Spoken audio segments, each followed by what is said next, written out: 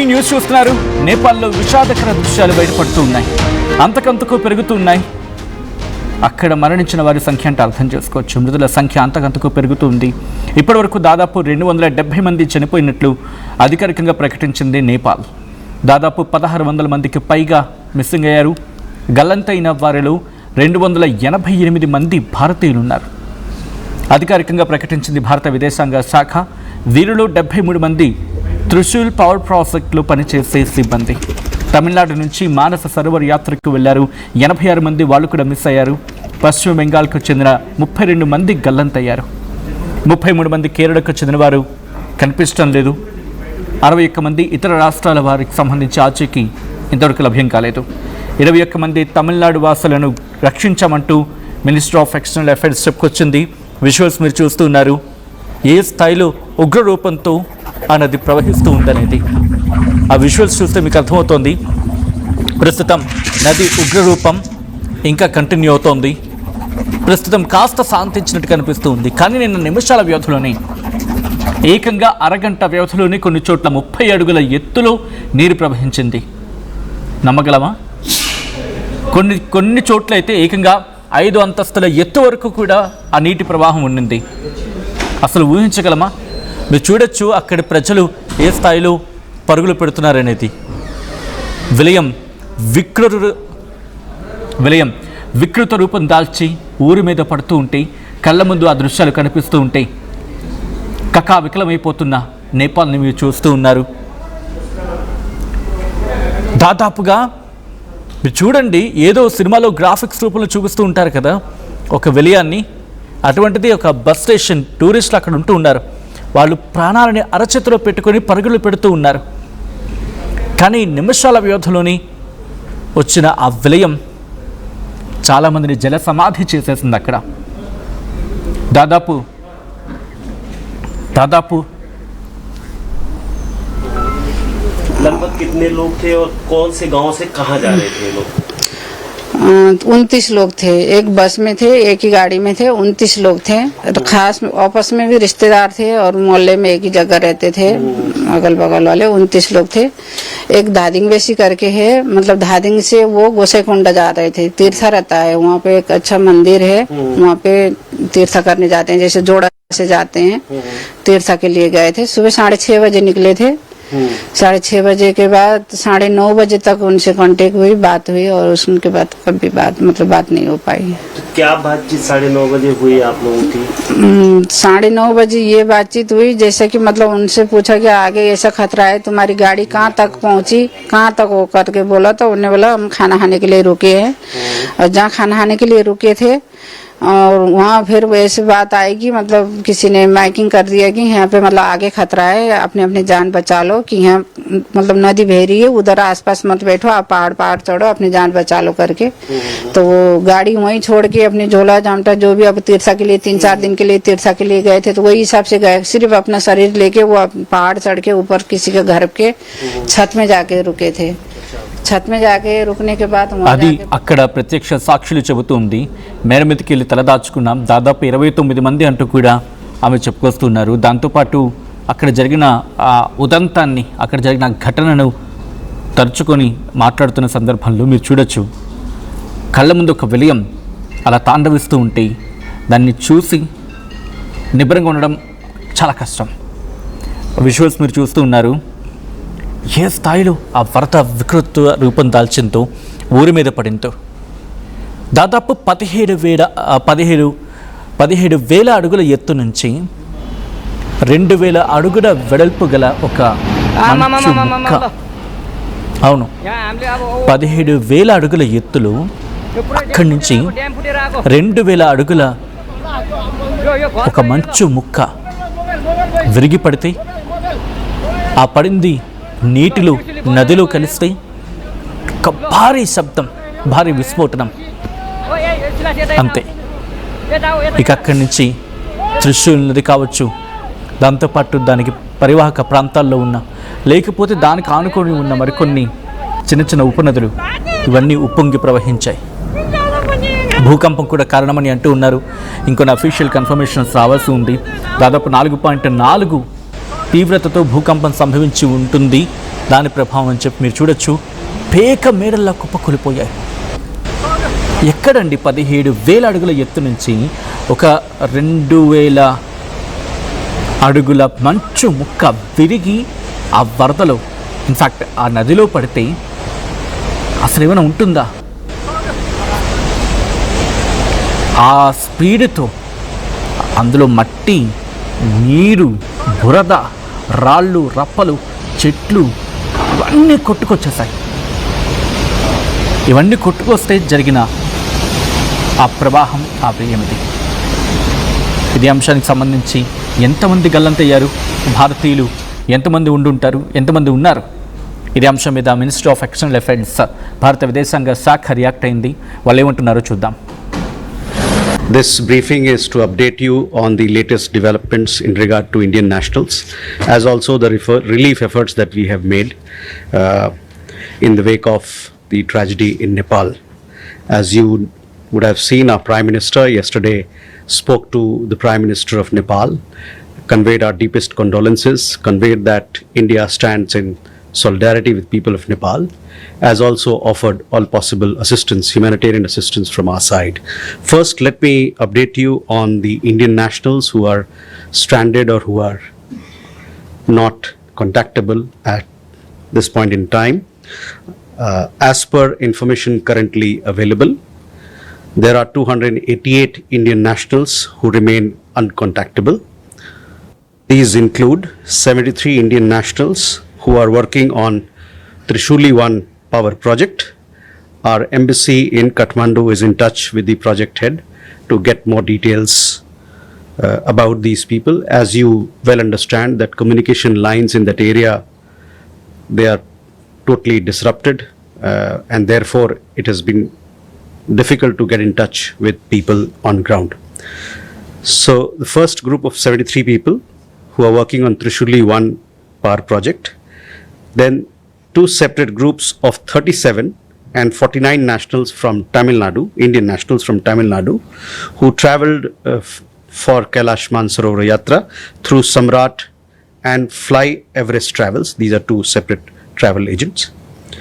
There are a group of 32 nationals from Indian nationals from West Bengal who travelled with the help of Samrat Travels in Timure, which is in Rasua district, where this particular disaster has happened. Then a group of 61 Indian nationals from different states who travelled through Richa tours, and then a group of 33 Indian nationals from Kerala. So these are 5 major groups who comprise by and large the 288 people that we are talking about. Let me also say that we are making all efforts to reach out to our people through the Nepalese authorities. We will have more updates for you on this particular matter, and we'll try to keep you updated as soon as possible. Let me also say, as of 1300 hours today, we have been able to rescue 21 Indian nationals. These 21 group of 21 people are from Tamil Nadu, and we are making available their names on our X handle, so you can get the details. Our embassy, our ambassador has spoken to people in the group and have assured all possible help. They are coming to Kathmandu, hopefully, and then arrangements will be made for their travel back home as soon as possible. Let me also give you an update on the Chinese side. We have received information that a number of Indian nationals who had gone on the Kailash Mansarovar Yatra are currently stranded on the Chinese side. Our embassy in Beijing is making all efforts for their safe evacuation. There are approximately 200 Indian nationals there who have sought our assistance for evacuation. Of them, 95 are in Darchen and currently proceeding to Hilsa to cross over into Nepal. 4 are in Geelong city, 30 in Zutulpuk, and they are en route to the town of Saga, and 60-70 others who are also heading towards Saga. Our mission is in touch with local authorities, and they are doing their best for their rescue and evacuation. Let me also tell you that there may be some people who are missing there, and we are trying our best to locate them through the local authorities. Separately, we have received information about persons of Indian origin, including a large group from Isha Foundation, comprising people of Indian origin, some foreign nationals, and maybe some Indian national there who remain uncontactable. Right, the minister of external affairs MEA spokesperson Randhir Jaiswal చెబుతూ ఉంది, ప్రస్తుతం అక్కడ ఎంతోమంది miss అవ్వడం జరిగింది భారతీయులు. దాంతోపాటు మానస సరోవర్ యాత్రకు వెళ్ళిన మన భారతీయులు ప్రస్తుతం చైనాలోని ఉన్నారు. ప్రస్తుతం చైనాలో స్టాండ్ అవ్వడం జరిగింది. వాళ్ళు అక్కడే ఉన్నారని చెప్పుకొస్తున్నారు. రెస్క్యూ ఆపరేషన్స్ కంటిన్యూ అవుతున్నాయి. నేపాల్ ప్రభుత్వంతో ఎప్పటికప్పుడు చర్చలు జరుపుతూ ఉన్నాం. నేపాల్ ప్రభుత్వంతో ఎప్పటికప్పుడు డిస్కషన్స్ చేస్తూ ఉన్నాం. సహాయ సహకారాలు అందించేందుకు ప్రభుత్వం కూడా సిద్ధంగా ఉంది. ఇప్పటికీ ఆ ఏర్పాటును ముమ్మరం చేయడం జరిగింది. దాంతోపాటు గల్లంతైన వాళ్ళ కోసం మనం ప్రయత్నాలు చేస్తూ ఉన్నాం. త్రిశూలి పవర్ ప్రాజెక్టులో మన భారతీయులు పనిచేస్తున్నారు. దాంట్లో ఎవరెవరు గల్లంతయ్యారో ప్రాజెక్ట్ మేనేజర్తో వాళ్ళకి సంబంధించిన డీటెయిల్స్ని ట్రాక్ చేస్తూ ఉన్నాం. అక్కడ మన మన ఇండియన్ ఎంబసీ దీన్ని ట్రాక్ చేస్తూ ఉంది, వాళ్ళతో మాట్లాడుతూ ఉన్నారని చెప్పుకొస్తున్న సందర్భం మీరు చూడొచ్చు. ఇదిగోండి ఈ ప్రాంతంలోనే దాదాపు ఆ విలయం సంభవించింది. గుర్తుపెట్టుకోండి, ఇక్కడ ఎత్తు నుంచి ఏ స్థాయిలో వరద వస్తుందో చూడండి. ఆ నీటి ప్రవాహం ఇక్కడ మనం మాట్లాడుకుంటాం. దాదాపు 17,000 అడుగుల ఎత్తులో అక్కడ ఒక 2,000 అడుగుల మంచు ఫలకం, ఒక మంచు ముక్క, గట్టి మంచు ముక్క దాంట్లో పడిపోయింది. దీంతో ఒక్కసారిగా ఉద్రిక్తత పడిపోయింది. అంటే ఉద్రిక్తత పెరిగిపోవడం in the sense water flow అంత ఉధృతమైపోయింది. టిబెట్ ఎగువన ఈ హిమానీ నదం బద్దలైందని చెప్పుకోవాలి. నేపాల్లో భోటే కోసి త్రిశూల్ నదులు ఉగ్రరూపం దాల్చాయి. దీంతో గ్రామాలు జల సమాధి అయిపోయాయి. బురదతో బండరాళ్ళు కొట్టుకొచ్చి 403 మంది విదేశీ పర్యాటకులు గల్లంతయ్యారని చెప్పి వాళ్ళు చెప్తూ ఉన్నారు. భారతీయుల నుంచి కొద్దిసేపటి క్రితం minister of external affairs Randhir Jaiswal కూడా చెప్పుకొచ్చారు. ఏకంగా అక్కడ పరిస్థితి ఎలా ఉందంటే ఒక 30 నిమిషాల వ్యవధిలోనే అరగంటలోనే 30 అడుగుల ఎత్తుకి వరద నీరు చేరుకుందంటే అర్థం చేసుకోండి. లిండఖోలా నదిలో 2,000 అడుగుల వెడల్పు ఉన్న మంచు ఫలకం వచ్చిపడింది. అక్కడి నుంచి భోటెకోసి నదిలోకి కలిసింది భారీ మంచు. దాంతోపాటు కరిగిపోయిన నీరు, బురద, ఇవన్నీ కూడా వాటితోనే ఇంతటి విపత్తు జరిగింది. అటు చైనాలోని టిబెట్, ఇటు నేపాల్ సరిహద్దుల గ్రామాలు, పట్టణాలు తుడిచిపెట్టేస్తుంది. ఇప్పటికే 1000 మంది దాంట్లో చిక్కుకున్నారని చెప్పి అంచనాలు అయితే ఉన్నాయి. నేపాల్లో అసలు ఏం జరిగిందనేది ఒకసారి మాట్లాడుకుంటే, నేపాల్లో టిబెట్ సరిహద్దు ఉంటుంది. అక్కడ ఆ ప్రాంతంలోని రెస్వాన్ ఉంటుంది. ఇది ఖాట్మండుకి 150 కిలోమీటర్ల దూరంలో ఉంటుంది. అక్కడ డార్జిలింగ్ జిల్లా అని చెప్పి ఆ జిల్లాల పరిసరాల దగ్గర బుధవారం ఒక్కసారిగా మెరుపు వరదలు వచ్చాయి.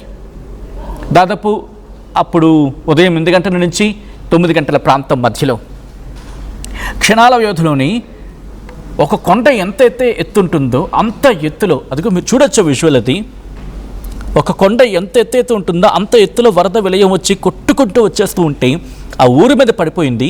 మీరు చూడండి, ఆ కనిపిస్తున్న బ్రిడ్జ్ క్షణాల్లోనే కొట్టుకుపోతుంది. అంతటి వరద ప్రవాహం. అది మళ్ళీ ఐరన్ బ్రిడ్జ్. ఆ విజువల్ మీరు చూడండి, అలా కనిపిస్తోంది మీకు. అలా చూస్తూ ఉండండి. ఆ ఇళ్ళకిళ్ళు కొట్టుకుపోతాయి. ఆ ఇంటి మీదకి వరద ఎక్కేస్తుంది. కొద్ది క్షణాల వ్యవధిలోని ఆ బ్రిడ్జ్ కూడా కొట్టుకుపోతుంది. అదిగో మీరు చూసారా, బ్రిడ్జ్ని ఆమాంతం అలా ఎత్తుకొని తోసేస్తుంది, అంతే నీటిలో కలిపేసుకుంది. ఇంకా అలాంటప్పుడు అక్కడ ఇల్లు మాత్రం ఏముంటాయి, అది ఇంకా జస్ట్ నార్మల్. ఆ తర్వాత మీరు చూస్తే అదిగోండి క్షణాల వ్యవధిలో 30 అడుగులు ఎత్తుకన్నాం కదా, 5 అంతస్తుల ఇంటికి ఈక్వల్గా ఆ నీటి ప్రవాహం ఉండింది. అదిగో చూడొచ్చు. కొద్దిసేపటి క్రితం మనం చూసిన ఆ పింక్ ఇల్లు ఉంది కదా, పింక్ ఇల్లు చూడండి, ఆ పింక్ ఇల్లు కనిపించదు ఇంక మనకి. అంటే దాదాపు 1, 2, 3, 4, 5 అంతస్తుల ఇల్లు. అది 5 అంతస్తుల ఇంటికి ఈక్వల్గా ప్రవాహం ఉంది, నీటి ప్రవాహం ఉందంటే అర్థం చేసుకోండి. గ్రామాలు లేవు, పట్టణాలు లేవు, మార్కెట్లు లేవు, చెక్ పోస్టులు లేవు, అన్నీ కొట్టుకుపోయాయి. వరద రావడానికి ముందు ఆ ప్రాంతంలో గొసైన్ కుండకు ఉత్తరాన ఒక 47 కిలోమీటర్ల దూరంలో టిబెట్ పరిధి ఉంటుంది. అక్కడ 4.4 తీవ్రతతో భూకంపం వచ్చిందనేది యుఎస్ జియోలాజికల్ సర్వే చెప్తూ ఉంది. అయితే దీని కారణంగానే హిమానీ నదం అంటే ఆ పెద్ద ఫలకం బదులై ఉంటుందని చెప్పి ఇక్కడ చూడండి, ఆ ఇల్లు మొత్తం అంతా అలాగా నీటిలో కొట్టుకుపోయింది. ఇక్కడ బండరాళ్ళు, నీరు, బురద, అది కళ్ళతో చూస్తే షాక్ అయ్యారు అంతా కూడా అక్కడ వాళ్ళు. ఆ ప్రవాహం ధాటికి ఎంత నష్టం వాటిల్లిందంటే అక్కడ 2 కీలకమైన జల విద్యుత్ ప్రాజెక్టులు ఉన్నాయి. అవి ముందుగా చాలా తీవ్రంగా ఎఫెక్ట్ పడ్డాయి. ఇక్కడ చూడండి, ఆ కొండ ప్రాంతం దగ్గర ఎటువంటి పరిస్థితి ఉందో. ఇప్పటికి ఇంకా వరద కంటిన్యూ అవుతోంది. కొంచెం ఇప్పుడు తగ్గుముఖం పట్టినప్పటికీ ఇంకా కంటిన్యూ అవుతూ ఉంది. రెస్క్యూ ఆపరేషన్స్ జరుగుతూ ఉన్నాయి. అయితే అక్కడ 12 జల విద్యుత్ ప్రాజెక్టులకు భారీ నష్టం వాటింది. దీంతో అక్కడ పవర్ సప్లై నిలిచిపోయింది. దేశంలో ఒక 12% పవర్ సప్లై నిలిచిపోయింది. అండ్ దీంతో పాటు దాదాపు ఒక 30 హెలికాప్టర్లు రంగంలోకి దించింది అక్కడ వాళ్ళకి ఆ సహాయక చర్యల కోసం. ఇక్కడి నుంచి మన విషయానికి వస్తే ఇటు యూపీ, బీహార్లో కూడా అలర్ట్ అయ్యారు. నేపాల్లోని త్రిశూల్ నది నుంచి భారీగా వరద నీరు దిగువకు వస్తూ ఉండడంతో బీహార్, ఉత్తరప్రదేశ్లో కూడా ఆ బోర్డర్ జిల్లాలు ఉంటాయి కదా, అక్కడ కూడా అధికారులు అలర్ట్ అయ్యారు. బీహార్లోని వాల్మీకి నగర్ దగ్గర గుండక్ బ్యారేజ్ అని ఉంటుంది. ఆ గుండక్ బ్యారేజ్ను ఎందుకైనా మంచిదని చెప్పి 36 గేట్లను ఎత్తేశారు. హైలైట్ ప్రకటించారు కూడా. యూపీలోని మహారాజ్గంజ్, దాంతోపాటు కుషీనగర్ జిల్లాల అధికారులు కూడా అలర్ట్గా ఉన్నారు. ఏ క్షణానైనా వరద ప్రవాహం వస్తే ఆ నీటిని తట్టుకునేందుకు. అసలు ఏం జరిగిందంటే నేపాల్ ఉదయం ఎంత దారుణమైన ప్రభావాన్ని చూస్తుందంటే, భౌటకోసి నది విశ్వరూపం ఆ ఉపగ్రహ చిత్రాలు చూస్తే షాక్కి గురవుతాం. ఎందుకంటే స్థానికులు తీసిన వీడియోలు ఇవన్నీ కూడా మీరు చూస్తున్నవి, ఇవన్నీ కూడా బయటకు వచ్చాయి. చాలా సాధారణంగా కనిపిస్తుంది. మీరు చూసారన్నది ఆ పక్కన మీకు ఒక వ్యాన్ కూడా వెళ్తూ ఉంటుంది. అక్కడ ప్రాజెక్ట్ పనులు జరుగుతున్నాయి కాబట్టి అది కూడా మీరు చూడండి, ఒక చిన్న వ్యాన్ లాంటిది వెళ్తూ ఉంటే అదుగు నార్మల్గా వచ్చింది.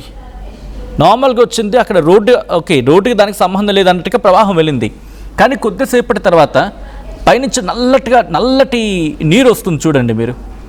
అంతవరకు నార్మల్గా ఉంది. ఏకంగా కొండకి సమాంతరంగా నీటి ప్రవాహం. అదుగు చూసారా, నల్లటిగా నీరు. అంటే అటుగా ప్రాజెక్ట్ పనులు అవుతున్నాయి కదా, రోడ్డు కూడా దాదాపు నల్లగా కనిపిస్తుంది. అక్కడికి సమాంతరంగా కొట్టుకొచ్చింది. అంటే కొండ ఎగువన అంత స్థాయిలో ఉంటే కొండ దిగువన పరిస్థితి ఏంటి? కొండ దిగువన ఎంత భయంకరంగా ఉంటుంది పరిస్థితి. భారతీయులకు సంబంధించిన ఆచూకీ కోసం ఇప్పటికీ మన ఎంఈ ప్రయత్నాలు చేస్తూ ఉంది. ఆ విజువల్స్ మీరు చూస్తున్నారు. రెస్క్యూ ఆపరేషన్స్ కంటిన్యూ అవుతున్నాయి. ఈ కథను మిమ్మల్ని కాస్త కలవరపరచచ్చు. దీనికి సంబంధించి తగిన జాగ్రత్తలు తీసుకోవాలని ఆర్టీవీ సూచించడం జరుగుతోంది. This is the disturbing content where description is highly advised.